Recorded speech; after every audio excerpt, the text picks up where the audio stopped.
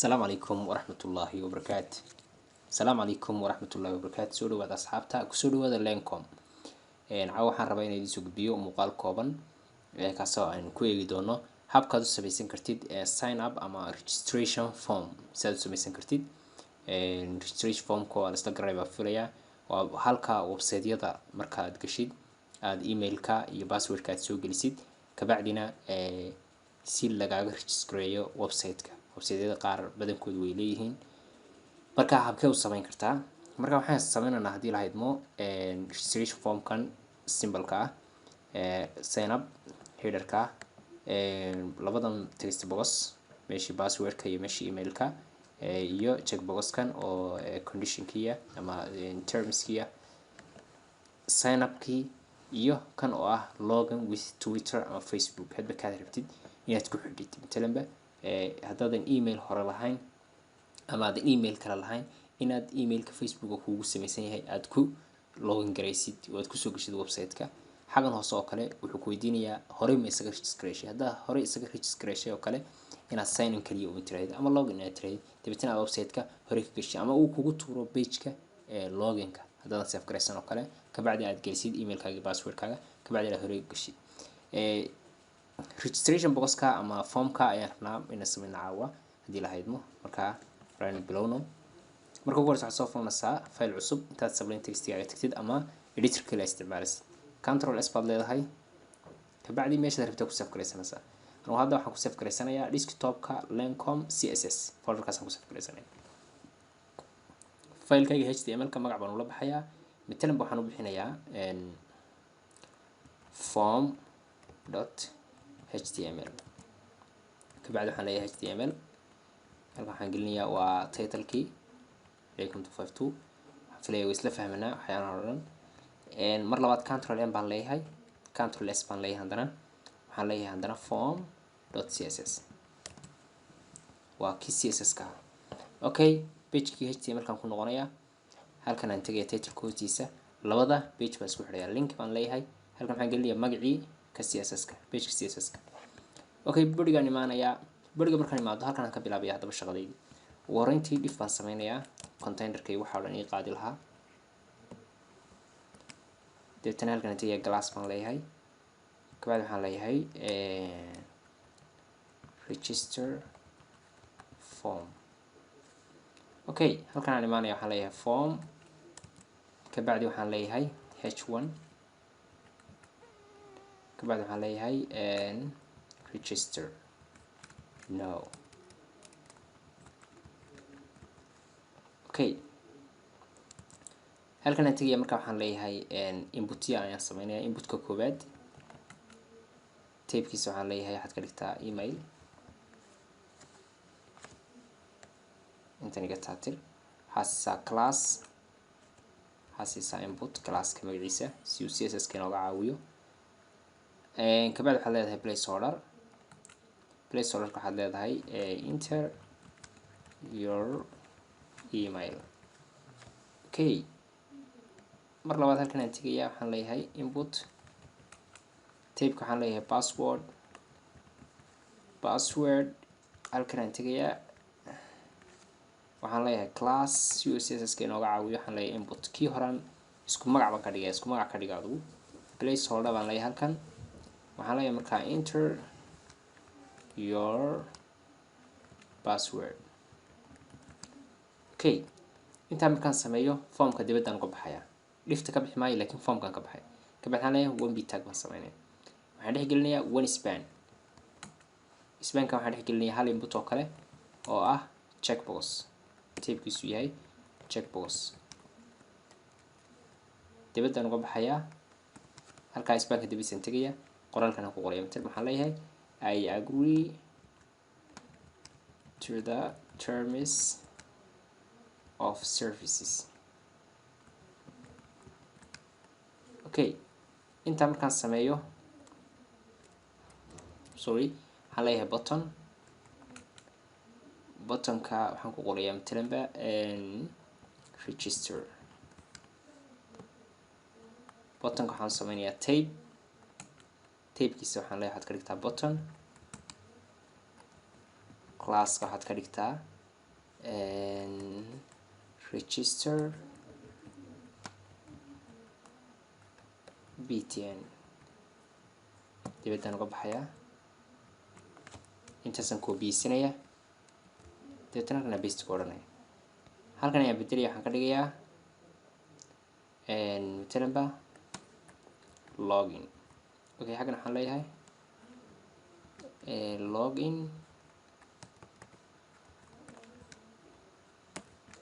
with Twitter. Okay, hoos baan u baxayaa halkan waxaan gelinayaa wax loo yaqaano halkan oo kale waxaan gelinayaa HR labada button dhexdooda HR dabadeed waxaan leeyahay hal bitag waxaan gelinayaa hal or caadi oo qoraal ah bida class baan siinayaa css classka waxaan u bixinayaa or okay halkan ugu dambeysa waxaan ku qorayaa hal bitag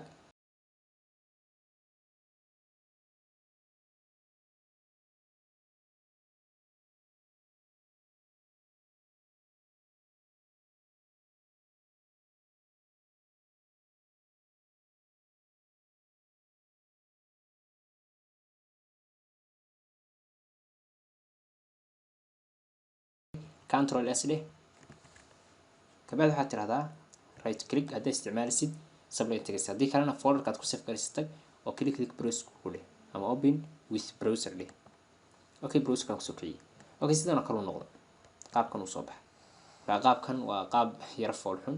haddii lahaydbo css baan ku daranaa okay waxaan tegayaa css kaygu waa kan form css baan leeyahay halka marka waxaan ka bilaabayaa body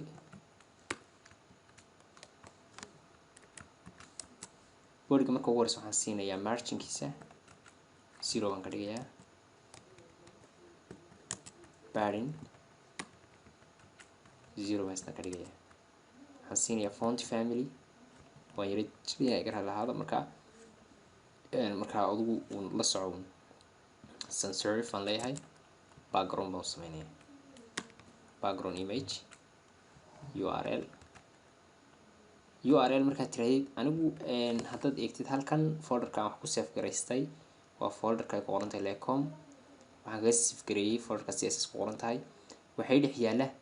image back ku qoran tahay imagekaas background ahaan baan isticmaalayaa aad usoo qaado image aad back kugu qoran tahay macnaha image aad background ahaan u isticmaashay okay halkan aan tegaya waxaan leeyahay markaa back waa imageka magaciisii dot iyo extensionka nooca uu yahay baad qoraysaa markaa jpeg way kaygu hore baan usoo eegtay okay xaggan aan tegaya marka waxaan leeyahay background position waxaan leeyahay waxaad dhigtaa centerka waxaan leeyahay markaa background size waxaan leeyahay waxaad tirahdaa cover okay inta markaan sameeyo aan browserkayga ku noqdo waxaan rabaa inuu background soo geliyo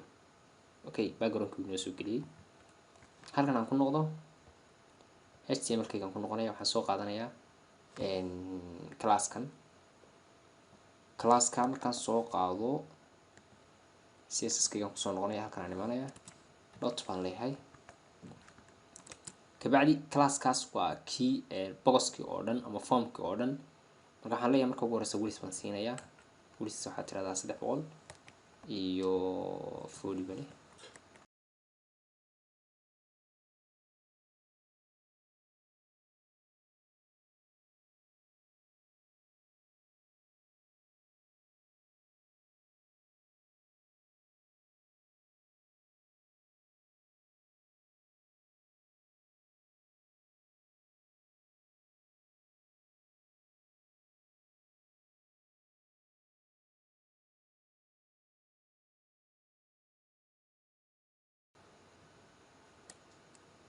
okay browserka ku noqon taas presid refresh okay kabacdi waxaad tirahdaa background waxaad ka dhigaysaa cadaan control s leh browserka ku noqo refresh okay it's good kabacdi waxaad ku noqonaysaa halkan waxaad soo qaadanaysaa isla classka halkan aad imaanaysaa kabacdi waxaa isticmaalaysaa h1 oo ah ciwaankaas registerna way ku qoran tahay. kabacdi waxaad leedahay color hex value baa isticmaalaysaa 1c8 abd waxaad leedahay sidoo kale margin button 30 pixel Ctrl S. okay so good. okay hadda waxaan sameynaa markaa input boxyadaas inaynu hagaajino oo si isku daro xagana aad ku noqonaysaa. kabacdi waxaad soo qaadaysaa inputkan labadooduba input class ah bay leeyihiin marka si isku wada saameynaya. halkan aad tegaysaa markaa oo subax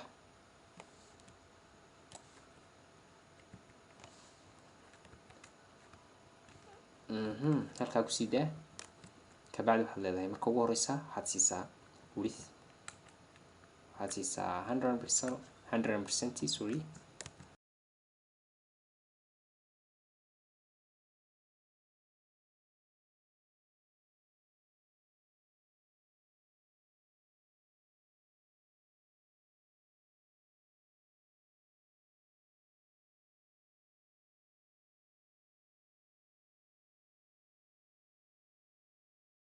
xasiisaa sidoo kale margin xasiisaa 10 pixel auto 0 browser ku noqo refresh. okay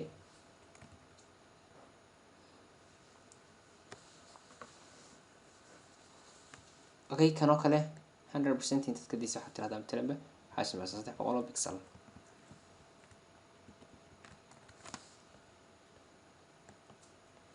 good. okay formka ku noqo kabacdi waxaad soo qaadataa wax loo yaqaano qadana markaa button hal button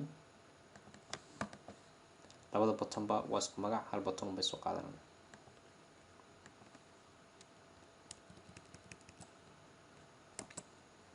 widthku ha noqdo 100%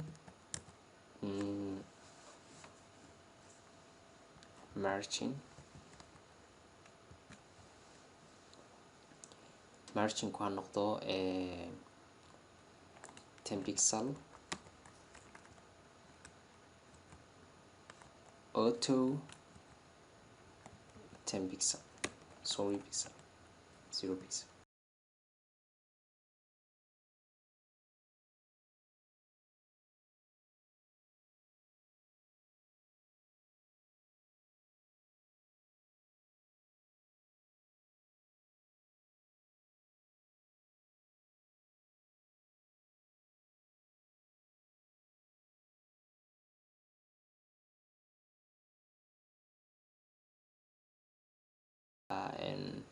cursor waxaad tirahdaa pointer cursor pointer waa inuu link ka dhigo oo kale. browserka ku noqo deetana refresh. I think inaynu paddingka aada u badinay paddingka okay paddingka 10 pixel aan ka dhigno.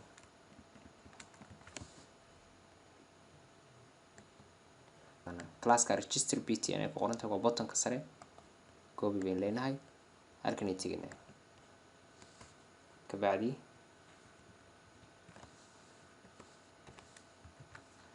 waxaan leenahay background kii baan isticmaalanaa c8 okay laftirkiisaas weeye Ctrl S baan leenahay. mar labaad waxaan ku noqonaa halkan waxaan soo qaadanaa login btn kan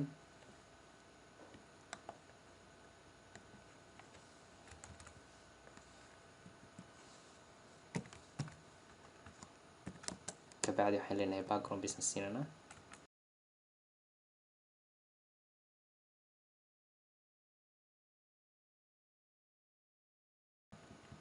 okay browser ku noqono and refresh. okay one thing ayaan kasoo boodnay halkan aynu ka dhigno colorka white aan ka dhigno si uu color ku soo baxo. okay good. Okay, waxaan horse waxa weeye waa hta waa lineka iyo orta in isdul saaro sida tan oo kale orta iyo lineka in isdul saaro. Okay, aan ku noqdo halkan aan dhaho hr ta waxaan siinayaa width waxaan leeyahay 80%.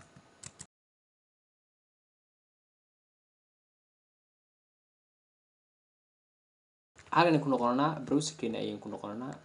waxaan soo qaadanaa wax loo yaqaano or glasskan oo kelmadda or inoo wada halkan imaananaa waxaan leenahay paste kabacdi waxaan leenahay marka ugu horeysa background bay siinanaa background waxaan ka dhiganaa white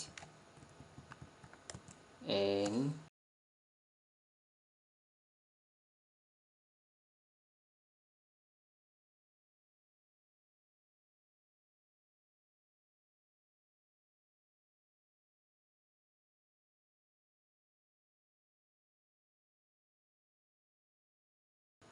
pixel control s leenahay browserkan tagana sida kanoo kale waa inuu halkaa fuulaa waxaan tagnaa refresh good. Okay, waxaan arsaa in kan ka saaro linkiga oo aynu underline-ka inaan ka saaro loginka waxaan tagnaa waa linkigaas ku dhex jiray marka waxaan leenahay text decoration waa linkiga ka tuuraysa nan baad leedahay. Okay, host linka ayar host ka marsan ka tuuraya uu ka tuuro. Okay, haddaba halkan ayaan rabnaa inaynu xagga sare ay soo gelino hal sawir ama hal icon. Marka waxaad sameynaysaa marka ugu horeysa waxaad soo qaadanaysaa sawir ba soo download garaysanaysaa sawir marka soo download garaysatid folderkii html page-ka iyo css page kuugu save garaysanaayeen baa soo dhex dhiganaysaa. Tusaale ahaan anigu icon-kan ayaan soo download garaystay icon-kan oo kale waa bila background waa png baad ku qoraysaa aan ku noqdo html-kaygii html-kaygii markuu sidan yahay halkaa ugu sarreysa formka korkiisa form tag baad ku qoraysaa img dabeetana waxaad leedahay magacii waxaad gelinaysaa sawirkaaga hadda icon baa igu qoran aniga extensionkiisuna waa png control s baan leeyahay xaggan aan imaanayaa. Okay, waxaan leeyahay refresh sawir weyn baa soo galay meeshii. Okay, waan yareynaynaa xaggan aan tegaynaa css-ka halkan ugu hooseysa aan tago waxaan soo qaadanayaa img taggii ina sawirku waxa wuxuu kabacdi waxaan leeyahay width karto waxaad ka dhigtaa 70 pixel margin bottom waxaad tirahdaa -50 pixel margin top halkaa ka dhig. Okay, I'm sorry aad baan u yareeyay waxaan leeyahay 7 baan ka dhigay 70 aan ka dhigay. Okay, halkaas si fiican ugu fadhiistay. Okay, marka haga waxaad gelin kartaa email-kaaga email-kayga caadi waad gelin kartaa xaggan hoosena waxaad gelin kartaa password-kaaga agree baad leedahay dabeetana waa iska register garaynaysaa. haddaadan email kale oo halkan aad gelisay aadan lahayna facebooka kugu jiro oo kale ama facebook aad ku isticmaashid ku loogu garay. haddii aad hore isu register garaysay matalanba oo aad website hore soo boqotayna login dheh dabeetana waxaad gelisaa markuu form kale cusub oo login form kuu saaro email-kaaga iyo password-kaaga. sidaas ayaad u samayn kartaa registration form si simple ah. aad baad mahadsantihiin. Assalaamu calaykum waraxmatullaahi wabarakaatu.